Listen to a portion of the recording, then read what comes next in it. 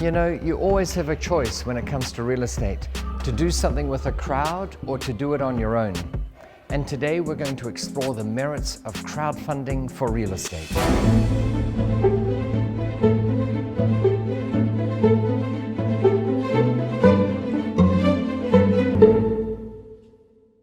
When it comes to crowdfunding, the real question is crowdfunded real estate worth it? Crowdfunded real estate is a $13.9 trillion market. It is massive. Many people are doing it. There are over 1,000 companies offering crowdfunded real estate. The main advantage of crowdfunding is pretty obvious, but here we have a quote from Investopedia. One of the biggest advantages of investing in crowdfunding for real estate is that investors can commit far lower amounts of capital toward any single property, sometimes as low as $500 or $1,000. And of these 1,000 or so companies out there offering crowdfunded real estate, some of them offer an investment entry point as low as $100. Now, some examples are companies like Fundrise, and another one is Realty Mogul, and they are big in the market. I know one of them is taking in $60 million a week. So there are many benefits of crowdfunded real estate. The first one that we've already touched upon is that you have access to the real estate market with small amounts of money. In other words, if you would normally have to accumulate, say, $50,000 to have a 20% down payment on a home, that could take you quite some time. Whereas with crowdfunded real estate, even if you have $500 or $1,000, you can invest that in a property. That is a tremendous advantage. You don't have to wait until you've accumulated a down payment for an entire property on your own. I don't know about that. Advantage number two is you can choose in which real estate projects you want to invest your money. You can have it spread out over a number of properties and say, I want it in residential or I want it in commercial. Again, you don't have to wait until you have an entire down payment for an entire commercial building. Which brings us to advantage number three, and that is that you've got a lower investment size in any single project. So thinking again of our single family home with a $50,000 down payment, it will take a while to accumulate that, and that $50,000 goes into one property.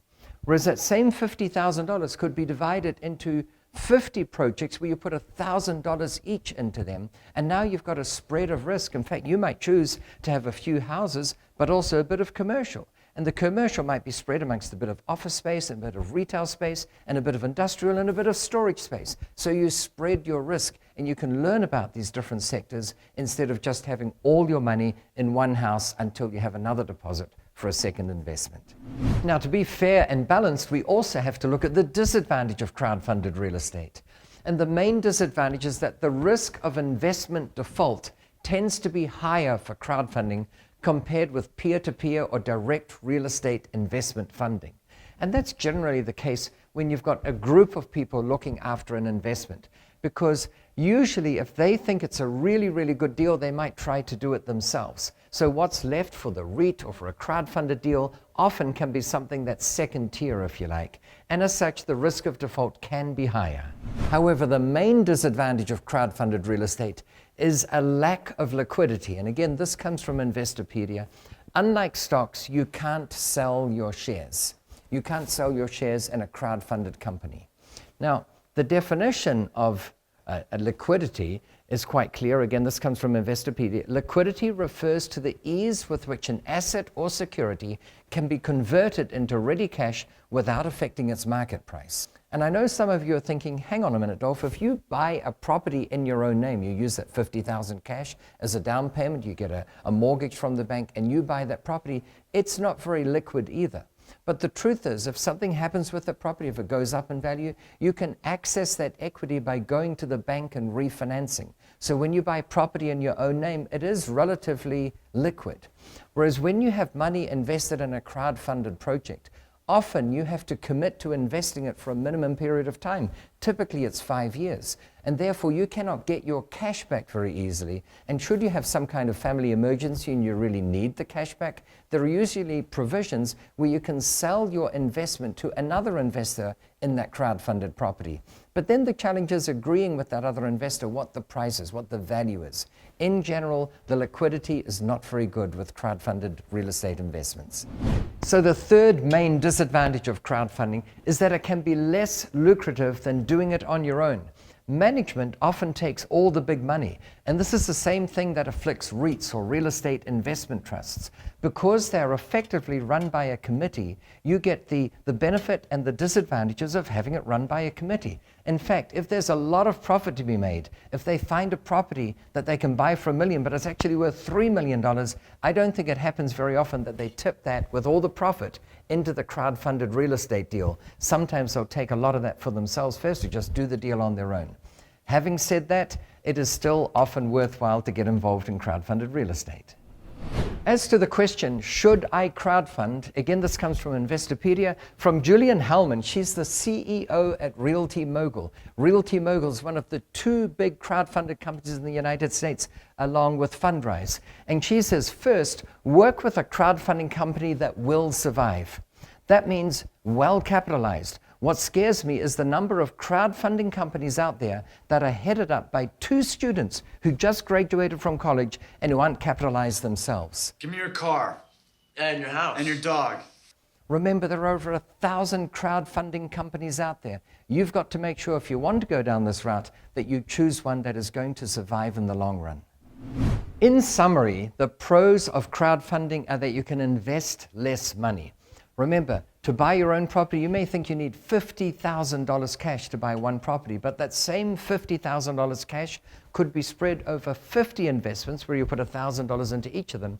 Or if you don't even yet have $50,000, you only have $3,000, you could choose to put $3,000 into a crowdfunded deal or put $1,000 into each of 3 crowdfunded deals, and you're spread over 3 properties and maybe even 3 industries: residential, commercial office space, and commercial industrial.